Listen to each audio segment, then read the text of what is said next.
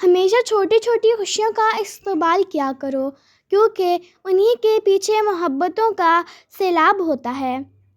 غلط بات پر غصہ آ جانا شرافت کی نشانی ہے، لیکن اسی غصے کو پی جانا مومن کی نشانی ہے۔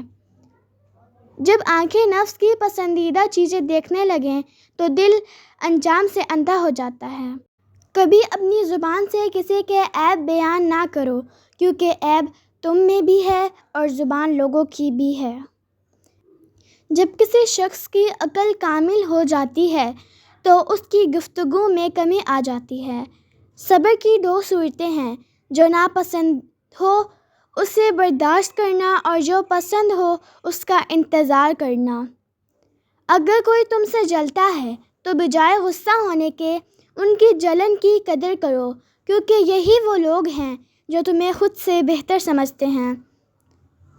5 چیزوں کی 5 جگہ پر حفاظت کرو: محفل میں زبان کی، بازار میں آنکھ کی، نماز میں دل کی، دسترخوان پر پیٹ کی، نگاہ میں حیا کی۔ زبان سے نکلے ہوئے الفاظ جسم کو نہیں بلکہ روح کو زخمی کرتے ہیں۔ انسان جب کچھ برا کرتا ہے تو دائیں بائیں آگے پیچھے اچھی طرح دیکھ لیتا ہے، بس اوپر نہیں دیکھتا۔ لوگوں کے غلام مت بنو جب اللہ نے تمہیں آزاد پیدا کیا ہے۔ مشکل وقت آ جائے تو کسی کا احسان مت لو، کیونکہ مشکل وقت 4 دن کا اور احسان زندگی بھر کا ہوتا ہے۔ خدا کے نزدیک کسی انسان کی عزت جتنی زیادہ ہوتی جاتی ہے، اس کا امتحان بھی اسی قدر سخت ہوتا جاتا ہے۔ قریبی رشتہ داروں کی عداوت بچھو کے ڈسنے سے زیادہ رت پہنچاتی ہے۔ دوستی کا بھرم صرف وہ لوگ رکھ سکتے ہیں جن کے وجود میں سمندر جتنا دل ہو۔